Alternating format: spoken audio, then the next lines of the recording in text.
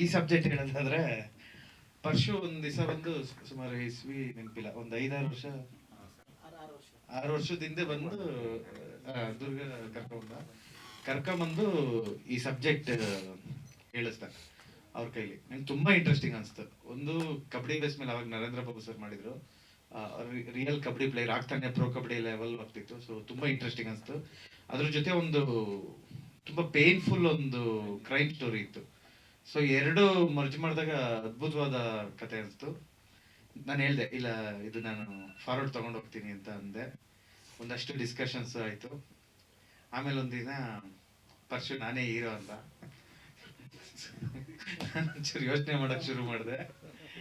ಆಮೇಲೆ ಪ್ರೊಡಕ್ಷನ್ ಕರೆಕ್ಟಾಗಿ ಇದಾಗ್ಲಿಲ್ಲ. ಅಷ್ಟ್ರಲ್ಲಿ ನಾನು ಮೇ ಬಿ 6 years ಬ್ಯಾಕ್ ಅಂದ್ರೆ 2017 ಚಮಕ್ಗೆ ಇನ್ವಾಲ್ವ್ ಆದೆ. ಅಂದ್ರೆ ಇದನ್ನ ಗ್ಯಾರಂಟಿ ಸಿನಿಮಾ ಮಾಡ್ಬೋದು, ಅಷ್ಟು ಡೆಪ್ತ್ ಇದೆ. ಬಟ್ ಅಫ್ಕೋರ್ಸ್ ನೀವ್ ಅನ್ಕೊಂಡಿರೋ ಬಜೆಟ್ಗೆ ಇದಕ್ಕೆ ಈಗ ನಾನ್ ಮಾಡೋದ್ ಕಷ್ಟ ಆಗ್ತಿದೆ, ಬಟ್ ನೀವೇ ಮಾಡ್ಬೋದು ಅಂತ ಶ್ರೀನಿಗೆ ಹೇಳ್ದೆ. ಶ್ರೀನಿ ತುಂಬಾ ಇನ್ವಾಲ್ವ್ ಇದ್ದ ಅದನ್ನ, ಅಂದ್ರೆ ಎವ್ರಿ ಎಪಿಸೋಡ್ಸ್. ಆಮೇಲೆ ಅದನ್ನ ಜೀವಿಸಿದ್ದಾನೆ ಆ ಪಾತ್ರನ. ಸೊ ಅವನೇ ಮಾಡಿದ್ರೆ ಕರೆಕ್ಟ್ ಅಂತಾನು ನಾನು ಒಂದು ಬಂದು ಸರಿ ನೀವು ಮಾಡಿ ಅಂತ ಹೇಳ್ದೆ. ಸೊ ಅವರು ಉಮೇಶ್ ಸರ್ ಸಲಹೆ ತಗೋತಿರೋದು ತುಂಬಾ ಖುಷಿ ವಿಷಯ. ಯಾಕಂದ್ರೆ ನಾನು 10 ಸಿನಿಮಾ ಮಾಡಿದ್ರು ಪೊಲೀಸ್ ಸಿನಿಮಾ ಮಾಡಿಲ್ಲ. ಸೊ ಹಾಗಾಗಿ ಉಮೇಶ್ ಸರ್ ನನಗ್ ಬೈದಿಲ್ಲ ಅಂತ ಅನ್ಕೊಂತೀನಿ. ಅದು ಬಿಟ್ರೆ ಪೊಲೀಸ್ ಜೊತೆ ಅಂದ್ರೆ ನಮ್ಮ ತಂದೆನೂ ಸಬ್ ಇನ್ಸ್ಪೆಕ್ಟರ್ ಆಗಿದ್ದರು. ಸೊ ಬಟ್ ನಾನು ಪೊಲೀಸ್ ಸ್ಟೇಷನ್ ಒಂದ್ಸಲ ಬಸ್ ಪಾಸ್ ಕಳ್ದೋಗಿತ್ತು, ಅವಾಗ ಕಂಪ್ಲೇಂಟ್ ಕೊಡಕ್ ಹೋಗಿದ್ದೆ. ಇನ್ನೊಂದು ಮೊಬೈಲ್ ಕಳ್ದೋಗಿತ್ತು. ಇದು ಬಿಟ್ಟು ನಾನು ಪೊಲೀಸ್ ಸ್ಟೇಷನ್ ಹತ್ತಿಲ್ಲ. ನಮ್ಮ ತಂದೆಯವರು ಇದ್ದಾಗ ಊಟ ಗೀಟ ಕೊಡಕ್ಕೆ ಹೋಗ್ತಿದ್ದಾಗ ಹೋಗಿದ್ದೆ. ನಾನು ಸ್ಟೇಷನ್ ಅಲ್ಲಿ ಬಂದಕ್ ಮೇಲೆ ಗೋಲಿ ಇಟ್ಟಿರ್ತಿದ್ರು, ಅದೊಂದ್ಸಲ ಎತ್ಕೊಂಡ್ ಬಂದಿದ್ದೆ. ಅಷ್ಟು ಬಿಟ್ಟರೆ ನಾನು ಪೊಲೀಸ್ ಸ್ಟೇಷನ್ ಒಳ್ಳೆ ಕೆಲಸನೇ ಮಾಡಿದ್ದಾರೆ. ಹೇಳ್ತೀನಿ, ನನ್ಗೆ ಪೊಲೀಸ್ ಸ್ಟೇಷನ್ ಅಷ್ಟು ಇದಿಲ್ಲ. ಬಟ್ ಉಮೇಶ್ ಸರ್ ವಿಡಿಯೋನ ನೋಡ್ತಿದ್ರೆ ನಮ್ಗೆ ತುಂಬಾ ಸಲ ಅನ್ಸುತ್ತೆ ನಮ್ಮ ಸಿನಿಮಾಗಿಂದ ಕ್ಯೂರಿಯಾಸಿಟಿ ಇದೆಯಲ್ಲ ಸರ್ದು ಯೂಟ್ಯೂಬ್ ವಿಡಿಯೋಸ್ ಅಂತ. ಸೊ ಅಫ್ಕೋರ್ಸ್ ಅವ್ರ ಡೈರೆಕ್ಷನ್ ಬರ್ತಿರೋದು ತುಂಬಾ ಒಳ್ಳೆ ವಿಷಯ. ಯಾಕಂದ್ರೆ ಟೆಕ್ನಿಕಲಿ ಸಿನಿಮಾಟೋಗ್ರಫರ್ ಯಾರಾದ್ರೂ ಹೆಲ್ಪ್ ಮಾಡ್ತಾರೆ, ಬಟ್ ವಿಷಯ ಆಧಾರಿತ ನಾವು ಕಮ್ಮಿ ಇದೀವಿ ತಿಳ್ಕೊಳಕ್ಕೆ ಸುಮ್ಮನೆ. ಯಾಕಂದ್ರೆ ನಾವು ಸಿನಿಮಾಗಳು ನೋಡ್ಕೊಂಡು ಬೆಳೆದಿರೋದ್ರಿಂದ ಫೈಟ್ ಮತ್ತೆ ಇಲ್ಲೊಂದು ಮಾಸ್ ಡೈಲಾಗ್ ಹೊಡೆದ್ರೆ ಜನ ಚಪ್ಪಳೆ ತಟ್ಟೋದು ಹಿಂಗ್ ಅನ್ಕೊಂಡಿದ್ದಾರೆ. ಬಟ್ ಇವತ್ತಿಗೆ OTT ಎಲ್ಲ ನೋಡಿ ಆಡಿಯನ್ಸ್ ಚೇಂಜ್ ಆಗಿದ್ರೆ, ಅವ್ರು ರಿಯಾಲಿಟಿ ಬಯಸ್ತಾರೆ. ಸೊ ಇವ್ರ ಸ್ಕ್ರೀನ್ ಪ್ಲೇಗಳು ಇರ್ಬೋದು ಅಥವಾ ಇವ್ರು ಹೇಳೋದು ಇವತ್ತು ತುಂಬಾ ಹತ್ರ ಆಗುತ್ತೆ ಜನಕ್ಕೆ. ಸೊ ಈ ಸಬ್ಜೆಕ್ಟ್ ಆ ರೀತಿ ಒಂದು ರಿಯಲಿಸ್ಟಿಕ್ ಸ್ಟೋರಿ ಮತ್ತೆ ಜೀವಿಸಿದ ಕಾರಣ. ಸೊ ಪರ್ಶುನ ಇನ್ನ ರಿಯಲಿಸ್ಟಿಕ್ ಆಗಿ ನೋಡ್ಬೋದು. ಅವ್ನ ಪೇನ್ಸ್ ಒಂದು ಇದೆಲ್ಲ ಇನ್ ಮಿಕ್ಕಿದ ಕತೆ ಇದ್ರ ಬಗ್ಗೆ ಆರ್ಟಿಂಗ್ ಮಾತಾಡ್ತಾರೆ. ಸೊ ಇದರ ಚಿತ್ರ ಏನು ಕಥೆಯ ಹಿಂದೆ ತುಂಬಾ ಸುತ್ತಾಡಿದ್ದಾರೆ ಅಂತ ಅನಿಸ್ತು. ನನ್ನ ಹತ್ರ ಬರೋವರೆಗೂ ಇವ್ರು ಭಾಳ ಓಡಾಡಿದ್ದಾರೆ, ಭಾಳ ಊರು ಸುತ್ತಿದ್ದಾರೆ. ಅದರ ಫಲವೇ ಇವತ್ತೆಲ್ಲ ತಾವೆಲ್ಲ ಇಲ್ಲಿಗೆಲ್ಲ ಬಂದಿದ್ದೀರಿ. ಯಾವುದೇ ಸಿನಿಮಾಗಳನ್ನ ನಾವು ಸಾಮಾನ್ಯವಾಗಿ ಮಾಡು ಹೊರಟಾಗ ನಾನು ಈಗ ನನ್ನ ಏನು ವೃತ್ತಿಯಿಂದ ರಿಟೈರ್ಡ್ ಆದಮೇಲೆ ನಾನು ಜಾಸ್ತಿ ನೋಡ್ತಾ ಇರೋದ್ರಿಂದ ಒಂದು 3-4 ವರ್ಷದಿಂದ ಹಲವಾರು ಚಿತ್ರಗಳು ಭಾಳ ಅದ್ಭುತವಾಗಿ ಕತೆಗಳನ್ನ ಕಟ್ಕೊಂಡು ಹೊರಗಡೆ ಬಂದು ಜನಗಳನ್ನ ಕೂರಿಸಿ ಥಿಯೇಟ್ರಲ್ಲಿ ನೋಡಿಸಿ ವಾಪಸ್ ಕಳಿಸಿರ್ತಕ್ಕಂಥ ಉದಾಹರಣೆಗಳನ್ನ ನಾವು ನೋಡಿದ್ದೀವಿ. ಅದೇ ರೀತಿ ಬಂದ ಪುಟ್ಟ ಓದ ಪುಟ್ಟ ಅಂತ ಅನ್ನುವಂಥವನು ಸಹ ನಾವು ನೋಡ್ತಾನೆ ಇರ್ತೀವಿ ನಾವು. ಅಂದರೆ ಯಾಕೆ ಎರಡು ಥರವಾದಂತಹ ಒಂದು ಚಿತ್ರಗಳನ್ನ ನಾವು ಕಾಣ್ತೀವಿ ಅಂತ ಹೇಳಿದ್ರೆ, ಒಂದು ಸಿದ್ಧತೆ ಮಾಡಿಕೊಳ್ಳುವುದರಲ್ಲಿ ಮತ್ತು ಇನ್ನೊಂದು ಅವರು ಅದನ್ನು ಪ್ರಾಮಾಣಿಕವಾಗಿ ಅದರಲ್ಲಿ ತೊಡಗಿಸ್ಕೊಂಡಿರ್ತಕ್ಕಂಥದ್ದು ನಮ್ಗೆ ಗೊತ್ತಾಗ್ಬಿಡ್ತದೆ. ಯಾರನ್ನೇ ಕೂರಿಸ್ಬೋದು ಜಗತ್ತಲ್ಲಿ, ಮನುಷ್ಯರನ್ನ ಕೂರಿಸ್ಬೋದು ಬಹಳ ಕಷ್ಟದ ಕೆಲಸ. ಪ್ರಾಣಿಗಳನ್ನ ಕೂರಿಸ್ಬಿಡ್ಬೋದು, ನಾವು ಎದುರಿಸ್ಬಿಟ್ಟು ಕೂಡಾಕ್ಬಿಡ್ಬೋದು. ಆದರೆ ಮನುಷ್ಯರನ್ನ ಕೂಡಾಕೋಕ್ಕಾಗೋದಿಲ್ಲ ಮತ್ತು ಕೂರ್ಸೋಕ್ಕಾಗೋದಿಲ್ಲ. ಕೂರಿಸ್ಬೇಕಾದಂಥ ಶಕ್ತಿ ಏನು ಅಂತಂದರೆ ಅದ್ಭುತವಾದಂಥ ಕೆಲಸ ಮಾಡಿರಬೇಕು, ಮತ್ತು ತಕ್ಕಂತೆ ದೃಶ್ಯ ಕಾವ್ಯಗಳು ಮತ್ತು ಅದಕ್ಕೆ ಸೇರಿಸಿರ್ತಕ್ಕಂಥ ಏನು ಕತೆ, ಅದಕ್ಕೆ ಏನು ಎಷ್ಟು ಅದು ಅದ್ಭುತವಾಗಿ ಅದನ್ನು ನೀವು ಸೆರೆ ಹಿಡಿದಿದ್ದೀರಿ ಅನ್ನೋದಷ್ಟೇ ಇಂಪಾರ್ಟೆಂಟ್. ಬೇರೆ ಇನ್ನೇನು ಅದರಲ್ಲಿ ಮ್ಯಾಟ್ರ್ ಆಗಲ್ಲ ಅಂತ ಅನ್ನಿಸ್ತದೆ ನನಗೆ ಈಗ ಇತ್ತೀಚಿನ ಸಿನಿಮಾಗಳನ್ನ ನೋಡ್ತಾ ಇದ್ರೆ. ನನ್ನ ಲೆಕ್ಕದಲ್ಲಿ ನಮ್ಮ ಇವರು ಪರಶುರಾಮ್ ಅವರು ಮತ್ತು ನಮ್ಮ ರುದ್ರ ಶ್ರೀನಿವಾಸ್ ಅವರು ಈ ಕಥೆನ ನನ್ನ ಲೆಕ್ಕದಲ್ಲಿ ಒಂದು ಲೆಕ್ಕಾಚಾರದಲ್ಲಿ ಒಂದು ಮಾಡ್ಕೊಂಡಿರ್ತಕ್ಕಂಥದ್ದು ನಂಗೆ ಅನ್ನಿಸ್ತು. ಇವ್ರು ಮಾತಾಡಿದಾಗ ನನಗೆ ಹೇಳಿದಾಗ ನಾನು ಅಲ್ಲಲ್ಲೇ ಏನು ಬದಲಾವಣೆ ಮಾಡ್ಕೋಬೋದು ನೀವು ಅಂತಲೂ ಸಹ ಹೇಳಿದ್ದೀನಿ. ಯಾಕೆಂದರೆ ವಾಸ್ತವಿಕತೆಗೆ ಹತ್ರ ಇರಬೇಕು. ನಾವು ಯಾವುದೋ ವಿಜೃಂಭಣೆಗೋಸ್ಕರನೇ ಆಗಲಿ, ಯಾರನ್ನೋ ಮೆಚ್ಚಲಿಕ್ಕೆ ಆಗಲಿ, ಮತ್ತು ಇನ್ನೇನೋ ಅನ್ನೋಕ್ಕೆ ಯಾವ ಕಾರಣಕ್ಕೂ ಮಾಡಿದ್ರೆ ಅದೆಲ್ಲೂ ನಾವು ಫೇಲ್ ಆಗಿಬಿಡ್ತೀವಿ. ಮತ್ತು ಅದರಿಂದ ಸಕ್ಸಸ್ ಕಾಣೋಕ್ಕೆ ಸಾಧ್ಯನೇ ಆಗೋದಿಲ್ಲ ಯಾವುದೇ. ಈಗಾಗಲೇ ನಾವು ಹಲವಾರು ಉದಾಹರಣೆಗಳನ್ನ ಈಗಾಗಲೇ ನೋಡಿದ್ದೀವಿ. ಯಾರು ಕಷ್ಟಪಡ್ತಾರೋ ಮತ್ತು ಯಾರು ಅತ್ಯಂತ ಹೆಚ್ಚಿಗೆ ಅದರಲ್ಲಿ ತೊಡಗಿಸ್ಕೊಂಡು ಬಹಳ ಕ್ರಿಯೇಟಿವಿಟಿ ಪ್ರತಿನಿತ್ಯ ಅದರ ಬಗ್ಗೆ ಅವನು ಆರಾಧಿಸಿದ್ರೆ ಮಾತ್ರ ನನ್ನ ಲೆಕ್ಕದಲ್ಲಿ ಈ ಒಂದು ತಾರ್ಕಿಕ ಅಂತ್ಯಕ್ಕೆ ತಗೊಂಡು ಹೋಗ್ಬೋದು ಈ ಒಂದು ಸಿನಿಮಾಟೋಗ್ರಫಿ ಒಳಗಡೆ ಸಿನಿಮಾ ತೆಗೆಯುವಂಥದ್ರಲ್ಲಿ ಅಂತ ಅನ್ನಿಸ್ತದೆ. ಮೊದಲನೇ ದಿವಸ ಬರ್ತಕ್ಕಂಥದ್ದೇ ಬಹಳ ಕಷ್ಟ ಆಗುತ್ತೆ ಅದೇ ಜನ ಕೂರ್ಸೋದು. ಮೊದಲನೇ ದಿವಸ ಯಾರಾದ್ರೂ ಈಗ ಹೊಸದಾಗಿ ಹೊಸ ತಂಡ ಅಂತ ಅಂದ್ರೆ ಏನ್ ತೆಗೆದು ಬಿಟ್ಟಿರ್ತಾರ ಅವ್ರಿಗೆ, ಏನ್ ಮಹಾನ್ ಗೊತ್ತ ಅವ್ರಿಗೆ, ಏನ್ ಕಲ್ತು ಬಿಟ್ಟಿರ್ತಾರ ಅವ್ರು, ಎಲ್ಲಿ ಅನುಭವ ಆಗ್ಬಿಟ್ಟಿದೆ, ಬರೀ ಇದೇನೆ. ಯಾರೂ ಸಹ ನಮ್ಮನ್ನ ನಿಮ್ಮನ್ನ ಹೊಸದಾಗಿ ಏನಾದ್ರು ಮಾಡಿದಾಗ ಪ್ರೋತ್ಸಾಹ ಮಾಡ್ತಕ್ಕಂಥ ಅತ್ಯಂತ ಬಹಳ ಕಮ್ಮಿ. ಯಾರು ಅಂತಂದ್ರೆ ಜನಗಳು. ಯಾಕಂದ್ರೆ ನಮ್ಮ ಮೇಲೆ ಕಾನ್ಫಿಡೆನ್ಸೇ ಇರುವುದಿಲ್ಲ. ಇವ್ರಿಗೆ ಏನು ಗೊತ್ತಿರುತ್ತೆ, ಏನು ಕಲ್ತಿಲ್ಲ, ಅದು ಸತ್ಯನೇ. ಯಾವುದು ಅನುಭವದ ಮುಂದೆ ಈ ಜಗತ್ತಲ್ಲಿ ಝೀರೋ. ಅನುಭವನೇ ಮುಖ್ಯ. ಅನುಭವ ಇಲ್ಲ ಅಂದ್ರೆ ಏನು ಮಾಡೋಕ್ಕಾಗೋದಿಲ್ಲ.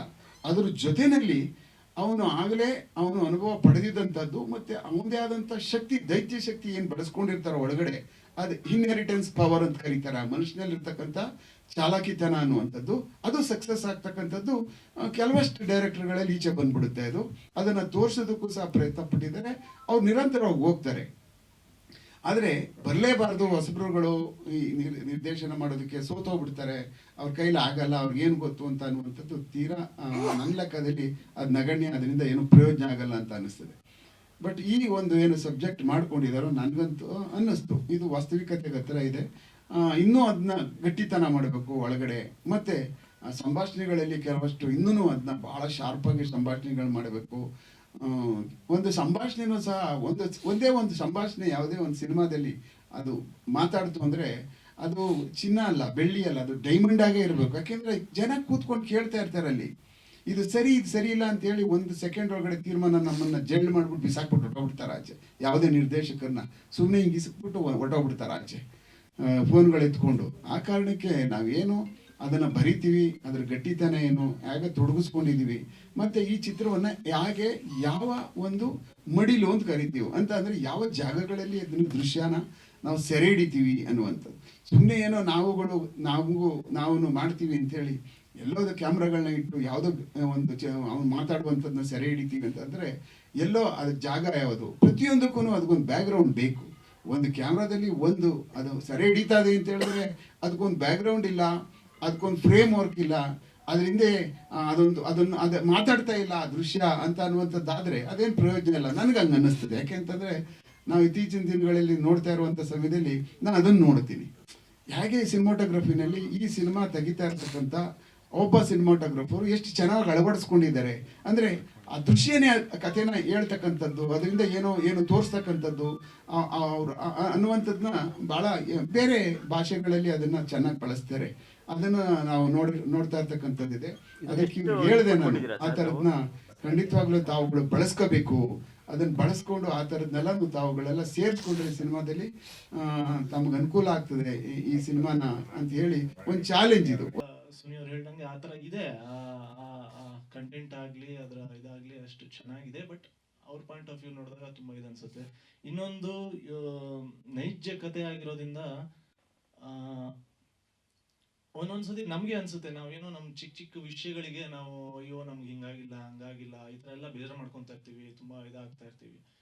ಈ ಥರ ನೈಜ ಘಟನೆಗಳನ್ನು ನೋಡಿದಾಗ ಅಯ್ಯೋ ದೇವ್ರು ನಮ್ಮನ್ನ ರಾಜರ ಥರ ಇಟ್ಟಿದಾರಲ್ಲ, ಯಾಕೆ ನಾವು ಇಷ್ಟೊಂದು ಇದು ಮಾಡ್ಕೊತೀವಿ ಅಂತ ಅನ್ಸುತ್ತೆ. ಅಷ್ಟು ಕ್ಯೂಚೋಂಗಿದೆ ಸಬ್ಜೆಕ್ಟು.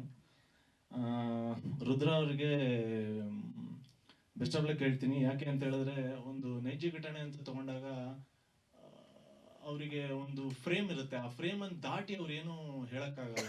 ಯಾಕಂದ್ರೆ cinema medium is always larger than life.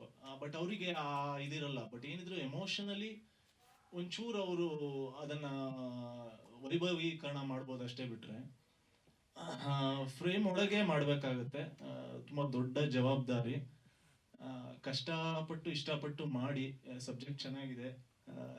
ಅವ್ರಿಗೂ ಪರಶು ಅವ್ರಿಗೂ ಇಬ್ಬರಿಗೂ ಬೆಸ್ಟ್ ಆಫ್ ಲಕ್ ಹೇಳ್ತೀನಿ. Thank you.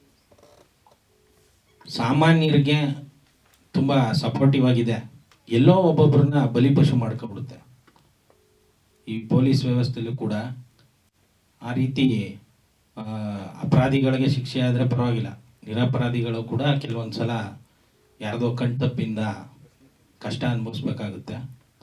ಆ ರೀತಿಯ ಒಂದು ಸಬ್ಜೆಕ್ಟು ಮಾಡಬೇಕಾದಾಗ ಆ ಒಂದು ಸಬ್ಜೆಕ್ಟು ಸಿನಿಮಾ ಮಾಡಬೇಕು ಅಂತಂದಾಗ ಅವ್ರಿಗೆ ಆದಂಥ ಭಯಗಳು ಅದು ಸರ್ವೇ ಸಾಮಾನ್ಯ.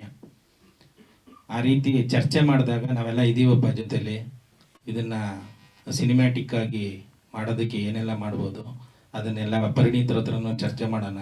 ಆಮೇಲೆ ಎಂಟರ್ಟೈನ್ಮೆಂಟ್ ಭಾಳ ಚೆನ್ನಾಗಿದೆ ಇದರಲ್ಲಿ. ಏನೇ ಒಂದು ನೈಜ ಘಟನೆ ಆದ್ರೂ ಕೂಡ ಮನೋರಂಜನೆಗೇನು ಕೊರತೆ ಇಲ್ಲ. ಹಾಗಾಗಿ ಈ ಪ್ರಾರಂಭದಲ್ಲೇ ಇಷ್ಟೆಲ್ಲ ದೊಡ್ಡ ದೊಡ್ಡ ವ್ಯಕ್ತಿಗಳು ಬೆಂಬಲ ಕೊಡ್ತಾ ಇರೋದನ್ನ ನೋಡಿದ್ರೆ ಇದೊಂದು ಒಳ್ಳೆ ಸಿನಿಮಾ ಆಗೋದ್ರಲ್ಲಿ ಯಾವುದೇ ಅನುಮಾನ ಇಲ್ಲ. ಮುಖ್ಯವಾಗಿ ಮಾಧ್ಯಮ ಮಿತ್ರರು ಏನು ಇವತ್ತು ಮೊದಲ ಹೆಜ್ಜೆಗೆ ಇಷ್ಟು ಬೆಂಬಲವಾಗಿ ನಿಂತಿದ್ದೀರಿ, ಕೊನೆವರೆಗೂ ಇದೇ ರೀತಿ ಬೆಂಬಲವಾಗಿ ನಿಲ್ಲಬೇಕು ಅಂತ ಕೇಳ್ಕೊಳ್ತಾ ಇಲ್ಲಿ ಮಾತಾಡೋದಕ್ಕೆ ಅವಕಾಶ ಕೊಟ್ಟಿದ್ದಕ್ಕೆ ಎಲ್ರಿಗೂ ಮತ್ತೊಮ್ಮೆ ಶರಣುಗಳನ್ನ ತಿಳಿಸ್ತೀನಿ. ಸರ್, ಇದು ಮೈಸೂರಿನ ಒಂದು ಭಾಗದಲ್ಲಿ 2014ನೇ ಇಸ್ವಿನಲ್ಲಿ ಒಂದು ಜನಾಂಗ, ಅಂದ್ರೆ ಇಲ್ಲಿ ಕ್ಯಾಸ್ಟ್ ಏನು ಇಲ್ಲ, ಒಂದು ಜನಾಂಗದ ಮೇಲೆ, ಆ ಜನಾಂಗದ ಒಬ್ಬ ವ್ಯಕ್ತಿ ಮೇಲೆ ಯಾವುದೋ ಒಂದು ಕಾರಣ ಇಟ್ಕೊಂಡು ಯಾವುದೋ ಒಂದು ಕುಟುಂಬ, ಒಂದು ಕುಟುಂಬದ ಮೇಲೆ, ಆ ಕುಟುಂಬದ ಒಬ್ಬ ಸದಸ್ಯನ ಮೇಲೆ, ಅಂದ್ರೆ ಆಲ್ಮೋಸ್ಟ್ ಆ ಕುಟುಂಬದಲ್ಲಿ ಒಂದು 30ರಿಂದ 40 ಜನ ಇರ್ತಾರೆ. ಆ ಜವಾಬ್ದಾರಿ ಹೊತ್ತಂತ ಒಬ್ಬ ವ್ಯಕ್ತಿನ ಯಾವುದೋ ಒಂದು ಕಾರಣ ಇಟ್ಕೊಂಡು ಇಲ್ಲದ ಅಪರಾಧಗಳನ್ನ ಅವನ ಮೇಲೆ ಹಾಕಿ, ಮತ್ತೆ ಆ ಅಪರಾಧಗಳನ್ನ ಹೆಂಗಾಗಿರ್ತಾರೆ ಅಂದ್ರೆ ಫಸ್ಟು ಕಿಡ್ನಾಪ್ ಮಾಡಿ ಶಿಕ್ಷೆ ಕೊಟ್ಟು, ಆಮೇಲೆ ಬೇರೆ ಈ ಸಮಾಜಕ್ಕೆ ಗೊತ್ತಾಗ್ಬೋದೇನೋ ಇದೆಲ್ಲ ಅಂತೇಳಿ ಆಮೇಲೆ ಅಪರಾಧಗಳನ್ನ ಹಾಕಿ ಆ ವ್ಯಕ್ತಿಗೆ ಸ್ವಲ್ಪ ಮಾಡಿರ್ತಾರೆ. ಈ ಆಲ್ಮೋಸ್ಟ್ ಇದು ನೈಜ ಘಟನೆ ಚಿತ್ರದಲ್ಲಿ ಇದು ಇರುತ್ತೆ. ಆದ್ರೆ ಮುಖ್ಯವಾಗಿ ನಾನು ಹೇಳಿದ್ನಲ್ಲ, ಆ ಜನಾಂಗದ ಪರಶು ಟೈಟಲ್ ಅಂತ ಹೇಳಿದ್ರೆ ಆ ಸದಸ್ಯನ ಹೆಸರೇ ಬಂದು ಪರಶುರಾಮ ಅಂತ, ಅದಕ್ಕೆ ಪರಶು ಅಂತ ಮಾಡಿದೀವಿ. ಅವರ ಕುಟುಂಬನ ಪರಿಚಯ ಮಾಡ್ತೀವಿ. ನೆಕ್ಸ್ಟ್ ಈಗ ಒಂದು ಟೀಸರ್ ಮಾಡ್ತಿದೀವಿ. ಆ ಟೀಸರ್ ಇಂದ ಆ ಕುಟುಂಬನ ಪರಿಚಯ ಮಾಡ್ತೀವಿ, ಮತ್ತೆ ಆ ಪರಶುರಾಮನು ಪರಿಚಯ ಮಾಡ್ತೀವಿ. ಅವ್ರ ಪರ್ಮಿಷನ್ ಎಲ್ಲ ಇದೆ, ಅವ್ರ ಕುಟುಂಬ ನಮ್ ಜೊತೆಲೇ ಇದೆ, ನಾವೇ ಅವ್ರ ಜವಾಬ್ದಾರಿ ತಗೊಂಡಿದೀವಿ. ಹೌದು ಸರ್, ಅವರು ರಾಜ್ಯ ಮಟ್ಟದ ಕಬಡ್ಡಿ ಪ್ಲೇಯರ್ ಆಗಿದ್ರು, ಆಲ್ಮೋಸ್ಟ್ ಒಳ್ಳೆ ಆಟಗಾರ ಆಗಿದ್ರು, ಅವ್ರಿಗೊಂದು ಭವಿಷ್ಯ ಇತ್ತು. ಸಿನಿಮಾ ಅಂತ ಹೇಳಿದ್ರೆ ಸರ್, ನಾನು ಹೇಳಿದ್ನಲ್ಲ, ಎಲ್ಲರೂ ನೈಜ ಘಟನೆ ಒಂದೊಂದು ಮಾಡ್ತಾ ಇದ್ರು, ಬಟ್ ನಾವು ಸಿನಿಮಾ ಕೈ ಹಾಕಿದ್ದೇನೆ ಸರ್.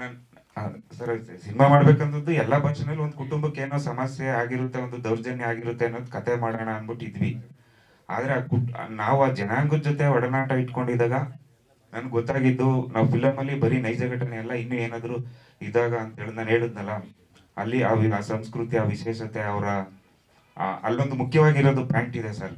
ಆ ಜನಾಂಗದಲ್ಲಿ ಒಂದು ಮುಖ್ಯವಾಗಿದೆ, ಅದನ್ನ ನಾನು ಗುರುತಿಸಿದ್ದೀನಿ ಅದನ್ನ. ಅದು ಆಲ್ಮೋಸ್ಟ್ ನಾನು ಹೇಳಿದ್ನಲ್ಲ ಸರ್, ಆಲ್ಮೋಸ್ಟ್ ಭಾರತದಲ್ಲೇ 40% ಸಮಸ್ಯೆ ಇರುವಂತ 40% ಜನಕ್ಕೆ ಮಾನಸಿಕವಾಗಿ ಅವರು ಆ ಸಮಸ್ಯೆಯಿಂದ ಬಳಲ್ತಿದ್ದಾರೆ. ಅದಕ್ಕೆ ಪರಿಹಾರನೇ ಅವರು ಸರ್. ಯಾವಾಗ ಶೂಟಿಂಗ್ ಸ್ಟಾರ್ಟ್ ಇದೆ ಸರ್? ಈಗ ಟೀಸರ್ ಮಾಡ್ತಿದೀವಿ. ಟೀಸರ್ ಅಲ್ಲಿ ಒಂದು ಮುಖ್ಯವಾಗಿ ಒಂದು ವಿಚಾರ ಅದ್ರಲ್ಲಿ ತೋರಿಸ್ಬೇಕು ಸರ್. ಯಾಕಂದ್ರೆ ಈಗ ಸರ್ ಎಲ್ಲ ನಮ್ಗೆ ಸಪೋರ್ಟ್ ಮಾಡ್ತಿದ್ದಾರೆ, ಟೈಟಲ್ ಲಾಂಚ್ ಆಗಿದೆ. ಈಗ ನೆಕ್ಸ್ಟ್ ನನ್ಗೇನಂತ ಹೇಳಿದ್ರೆ, ನಮ್ ಸಿನಿಮಾ ನಾವೇನಾದ್ರೂ ತೋರಿಸ್ಬೇಕಲ್ಲ ಅಂತ ಸರ್. ಆಲ್ಮೋಸ್ಟ್ ಆ ಟೀಸರೇ ಹೇಳುತ್ತೆ, ಆ ಟೀಸರ್ ವಿಚಾರನ ಹೇಳುತ್ತೆ. ಅದು ಮಾಡ್ತೀವಿ ಸರ್, ನೆಕ್ಸ್ಟ್ ವೀಕ್ ಅಲ್ಲಿ ರೆಡಿ ಇದೆ. ಅದೊಂದು ಸ್ವಲ್ಪ CG ವರ್ಕ್ ಎಲ್ಲ ನಡೀತಿದೆ, ಅದನ್ನ ರಿಲೀಸ್ ಮಾಡ್ತೀವಿ ಸರ್. ಇನ್ನೊಂದು 15 ದಿನದಲ್ಲಿ ಮಾಡ್ತೀವಿ.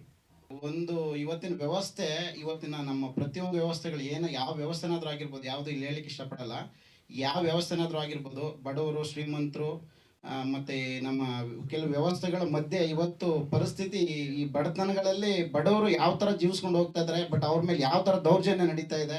ಆಮೇಲೆ ಇಲ್ಲಿ ನಾವು ಏನು ನಡೀತಾ ಇದೆ ಅನ್ನೋದೇ ಒಂಥರ, ನಾವು ಕೆಲವು ವಿಚಾರಗಳನ್ನ ಗಮನಿಸಿದಾಗ ಕನ್ಫ್ಯೂಸ್ ಆಗಿ ಹೋಗಿದೆ. ಇದೇನಿದು, ಹೆಂಗೆ ಹೋಗ್ತಾ ಇದೆ, ಇದು ಇನ್ನೆಲ್ಲಿಗೆ ಹೋಗಿ ಮುಟ್ಟುತ್ತೋ ಅನ್ನೋ ಪರಿಸ್ಥಿತಿ ತುಂಬ ನಮ್ಮನ್ನು ಕಾಡ್ತಾ ಇದೆ.